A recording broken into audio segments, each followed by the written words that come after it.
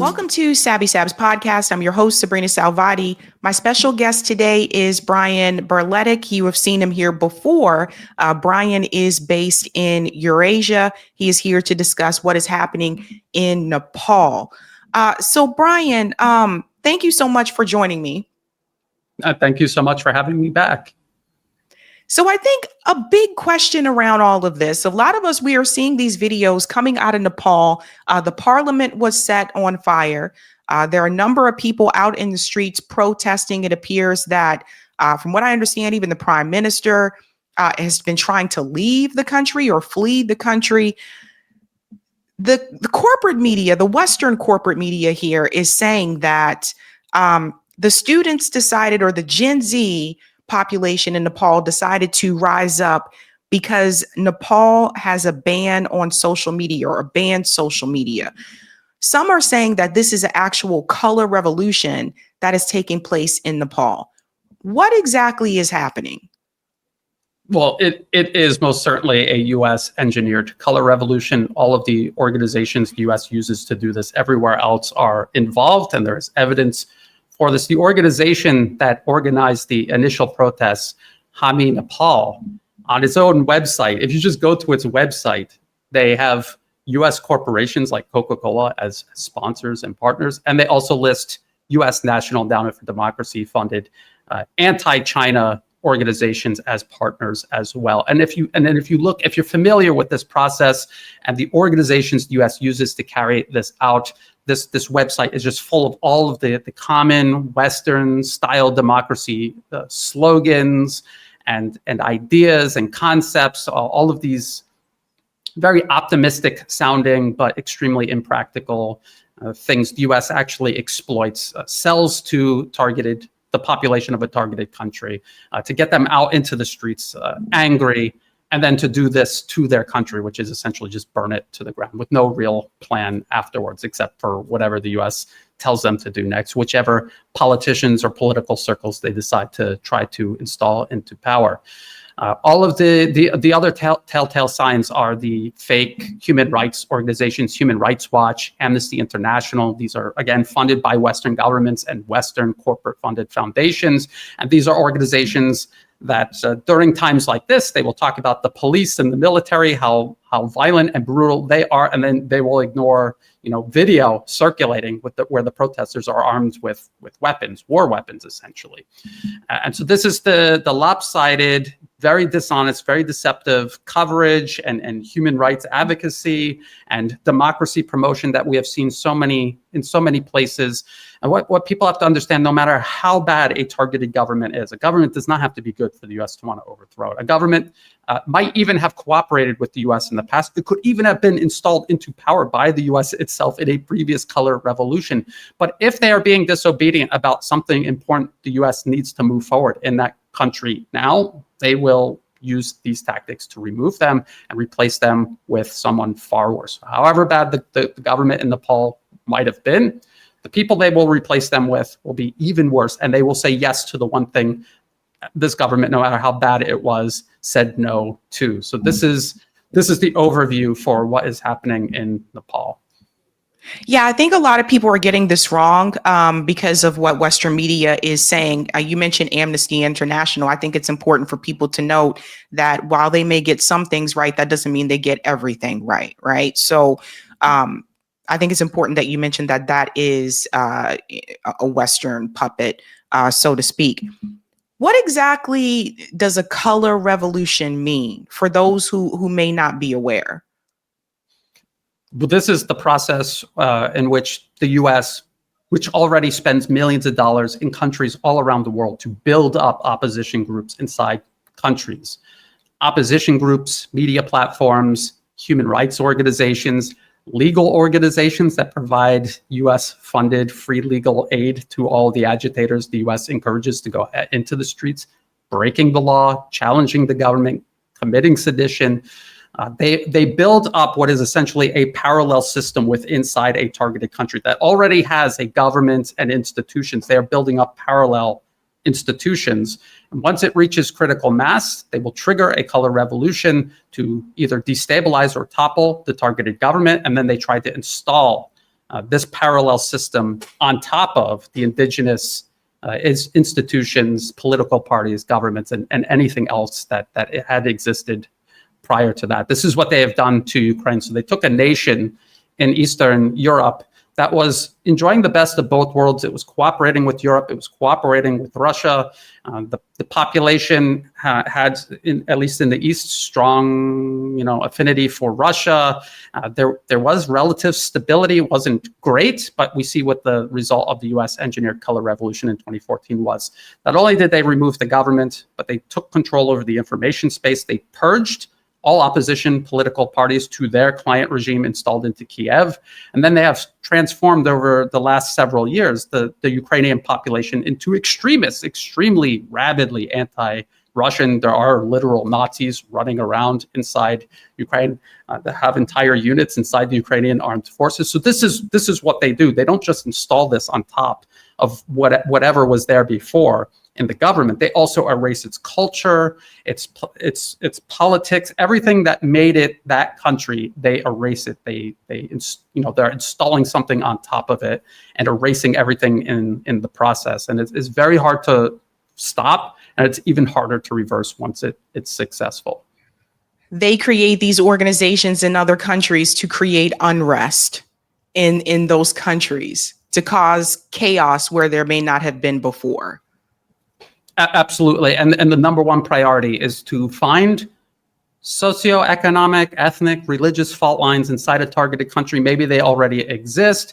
Maybe they don't exist at all. The U.S. will manufacture them, and then they start trying to widen them. And the goal is always to pit one group against the other. And often when you see these color revolutions, they're waving some artificial flag that was created by the CIA, by the NED. They're using different kinds of marketing gimmicks kind of brand the color revolution. It's often never the actual colors or flag of the country that's being dismembered. And the whole purpose of this, again, is to create two separate groups inside of a country, pit them up against each other, and destroy everything. This is what empire has done all throughout human history: divide and conquer. This is just the modern iteration of this. Why would what interest would the U.S. government have in Nepal? Does it has anything to do with its physical location?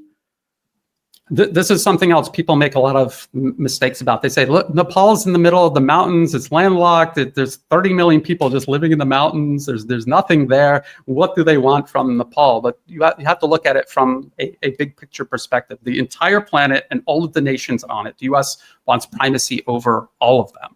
And the only way a nation like the United States, which represents a tiny percentage of the global population, the only way they could achieve that is by creating instability absolutely everywhere.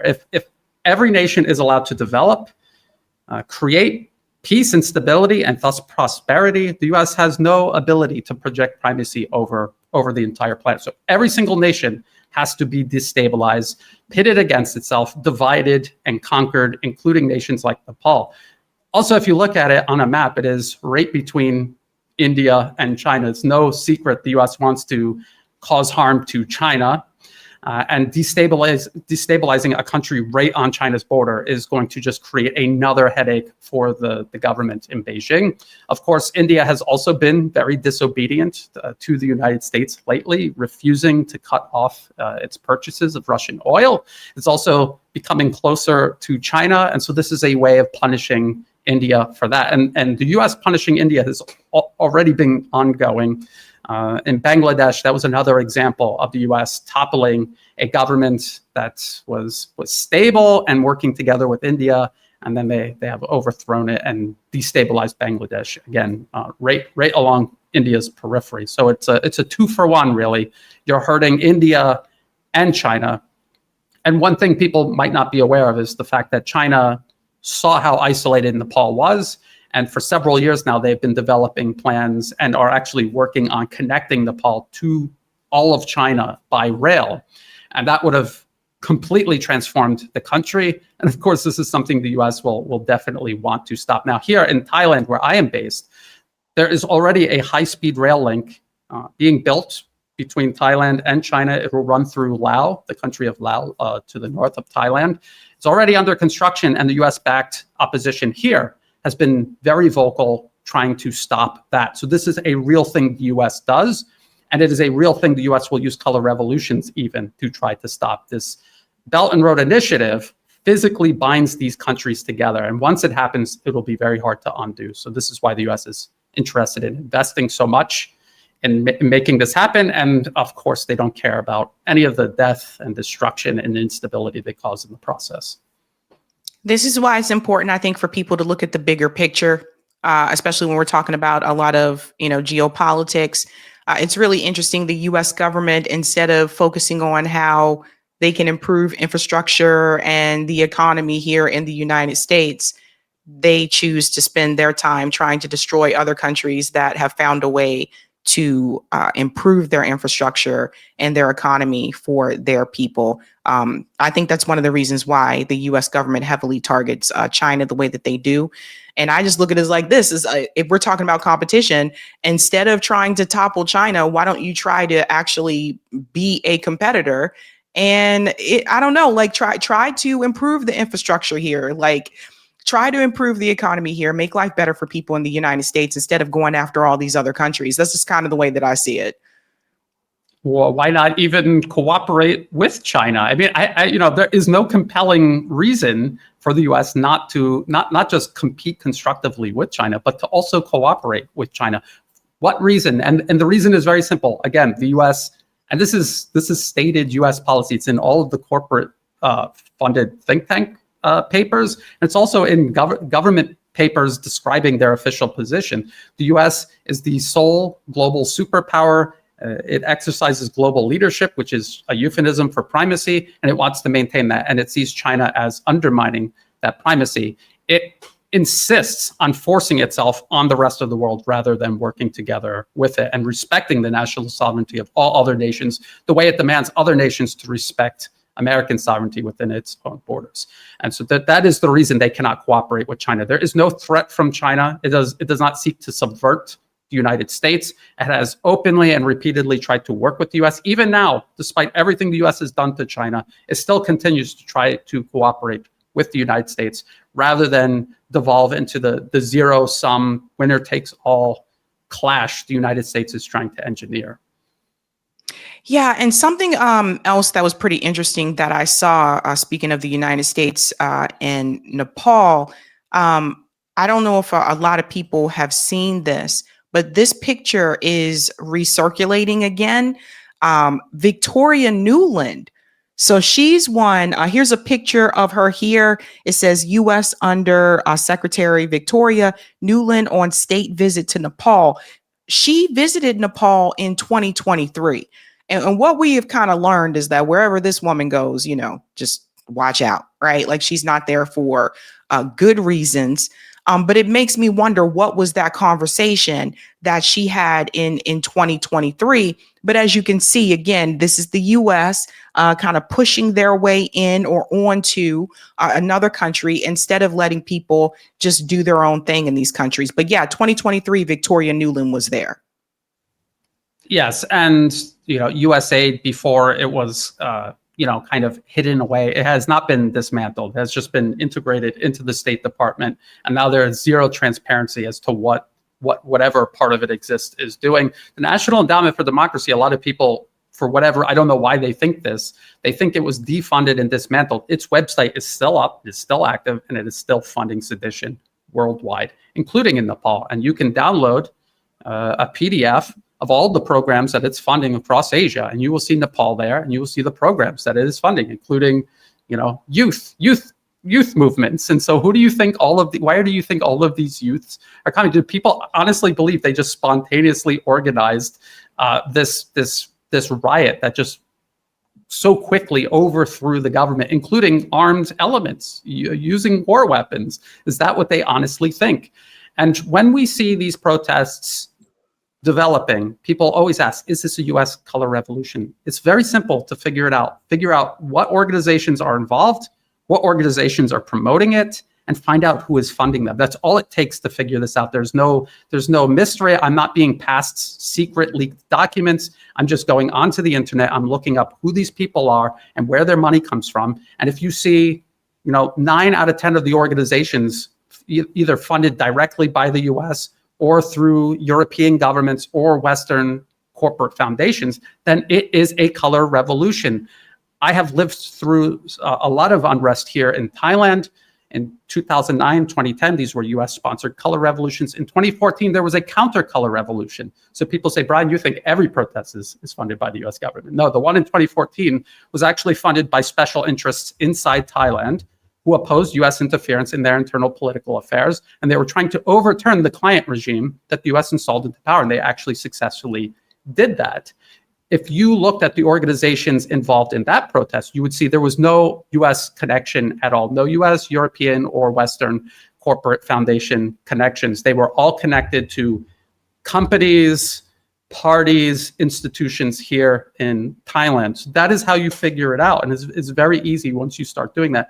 Too many people try to do analysis by ideology. What are the protesters saying? Oh, that's the same ideology I have. I think I'll support them. No, the US isn't going to overthrow a country under the flag of US imperialism. They're always going to try to find an ideology that resonates with ordinary people. So they are camouflaging the US engineered color revolution as, you know, whatever your own personal political proclivities might be, they might use that to try to push through a color revolution. So you have to follow the funding. You cannot just listen to what people are saying. It doesn't actually matter why they think they're out there. It only matters why they are really out there, what the leadership and the organizations organizing it really are doing with these people. They dupe them into coming out into the streets. They're not, and they don't even necessarily need to fund them. Just get them emotionally worked up and they will come out. And again, the thing is they're using real grievances, things that people are upset about, and then they're amplifying it and exaggerating it and really ramping it up and trying to escalate it out of control to achieve regime change.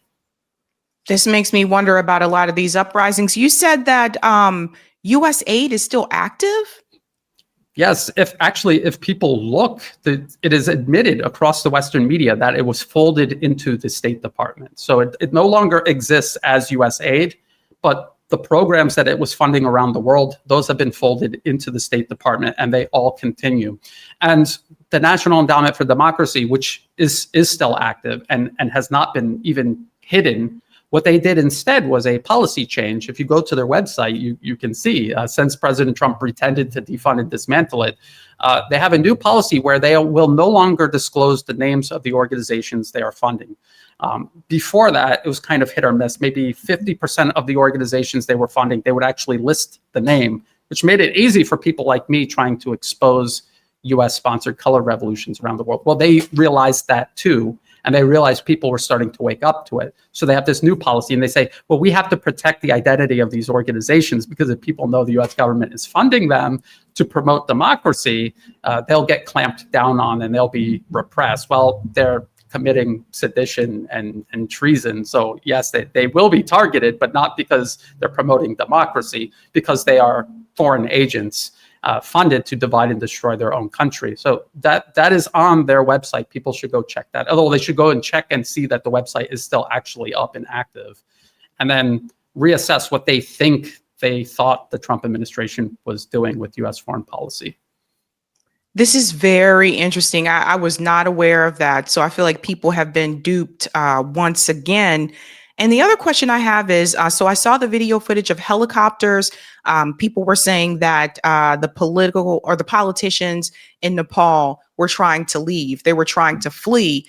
So essentially, this is just another regime change.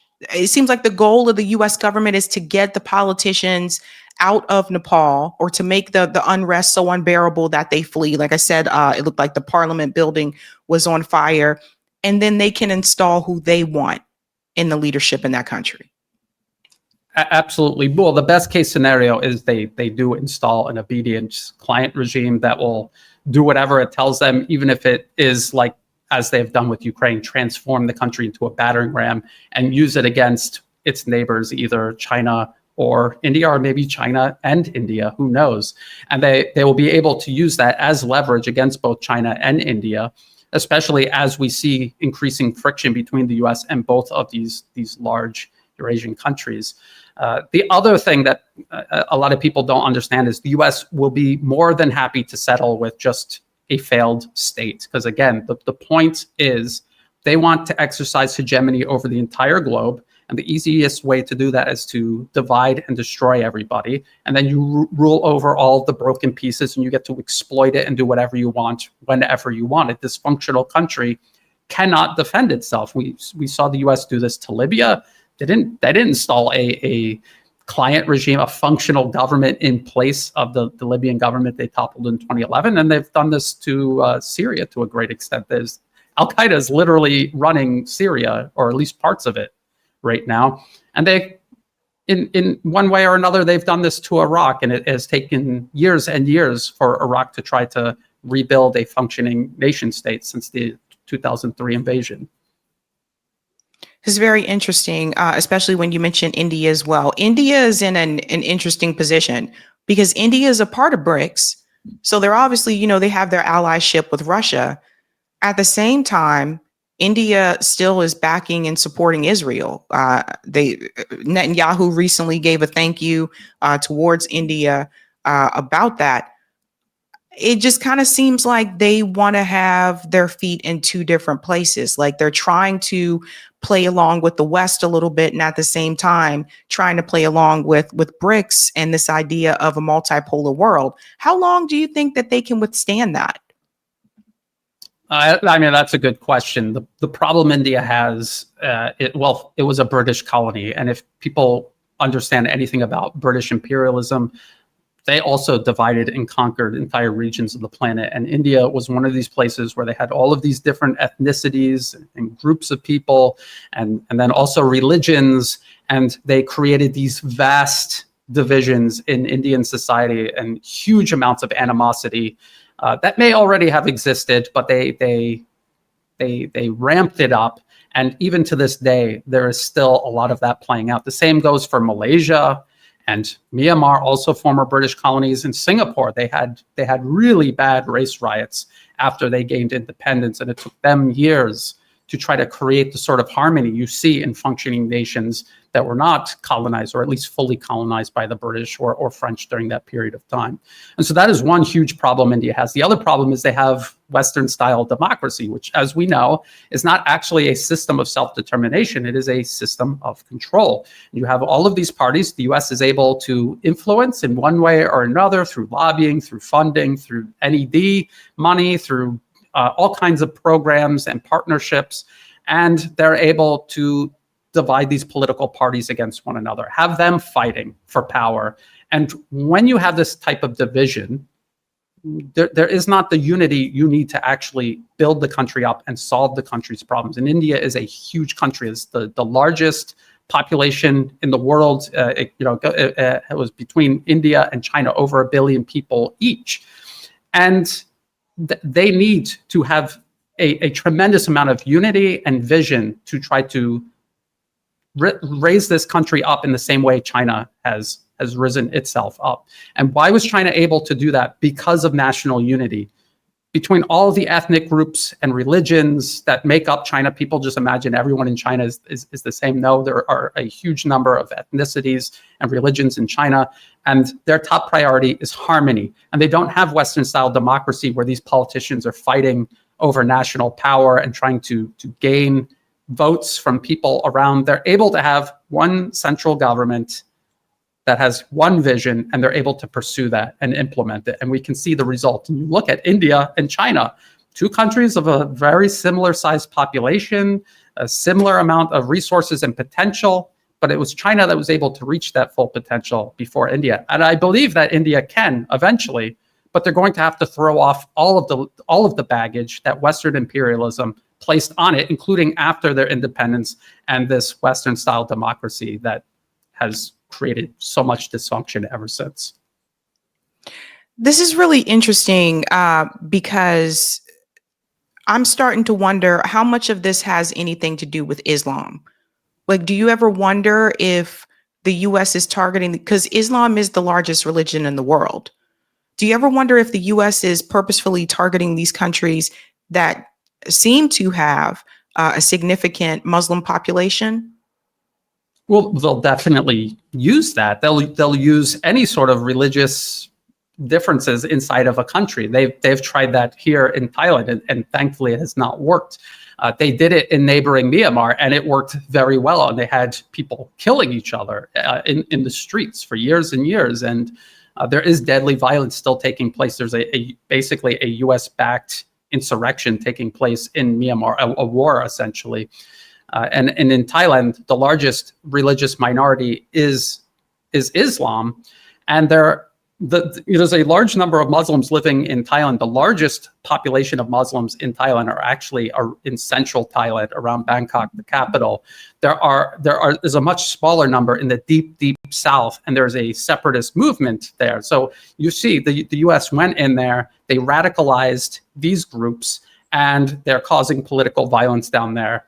And they wanted to try to create a Buddhist Islam divide across the entire country. But the government was able to, the military and the monarchy essentially were able to stop that from happening, stop that from repeating as it had in Myanmar. And in India, yes, so they definitely use the caste system, religions, ethnicities. They use all of this to try to divide and cause dysfunction, because that is how you maintain control over, especially a country as large as India, with the potential power that India could have.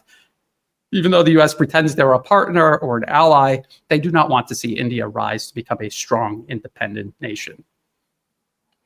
Yeah, it's making me wonder some things now, because now I'm looking back at the protest in Indonesia, which I talked about recently, and now I'm starting to wonder.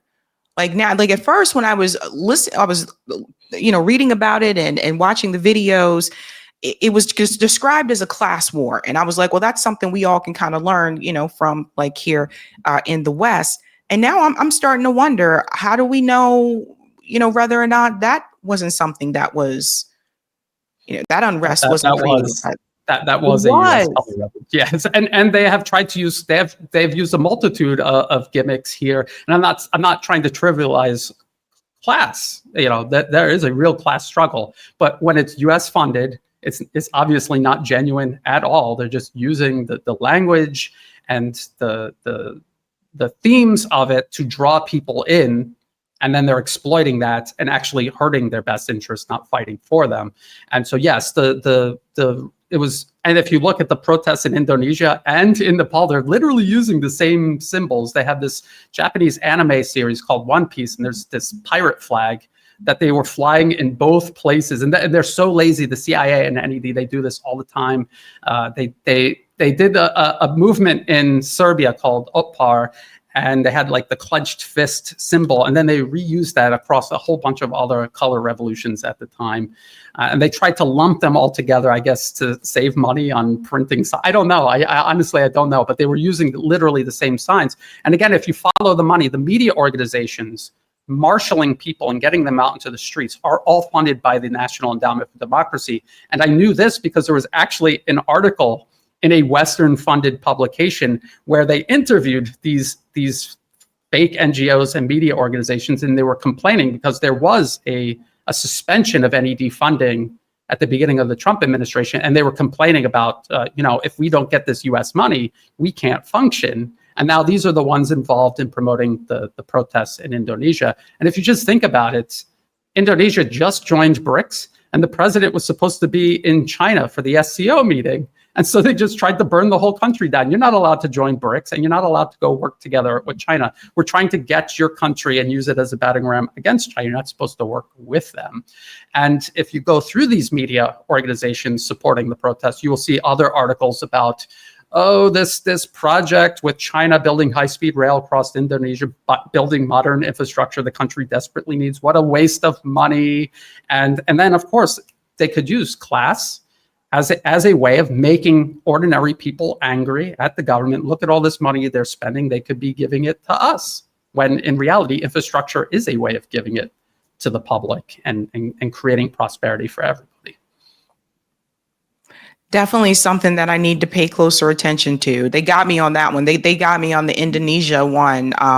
And all these things happening at the same time is something else I've noticed as well, right? Like, and then they're trying to start a war with Venezuela. Like, it's ridiculous. I don't think I've ever seen it this crazy, where there's all these different, like, intelligence has its hands in so many different places at once at the same time. Meanwhile, the United States is crumbling. It's a crumbling, dying empire. It's crazy. Yes, absolutely. The last time I saw it this bad was probably around the Arab Spring. And again, the most important thing to do is when you see these protests erupt, you have to figure out, if you cannot find the specific leader, if the Western media isn't even telling you who they are, or if the Western media seems sympathetic to them, that should be the first warning sign. Because when the U.S. regime protests started here in Bangkok in 2014, the Western media savaged them. They called them undemocratic, rabble, monarchists, conservative extremists, ultra monarchists, and I mean they were smearing them because it was is reversing a U.S. color revolution, and so that is how you could tell if you didn't want to go and follow the money to all the different organizations involved. So that's the first warning sign. And then look at what Human Rights Watch, Amnesty International, look at what they're saying and how they're covering it. And then if you can see the names of organizations mentioned in like a BBC article, just do a really quick search, whatever the name of the organization is, and then NED.org or National Endowment for Democracy, Open Society. You put these keywords in and see what pops up. And if you see it constantly returning NED, Open Society, European Commission, Australia Aid, UK Aid, then it's a color revolution. Brian, thank you so much for your time. Thank you. Hey guys, this was a Sabby clip. If you like what you saw, hit that like button and subscribe.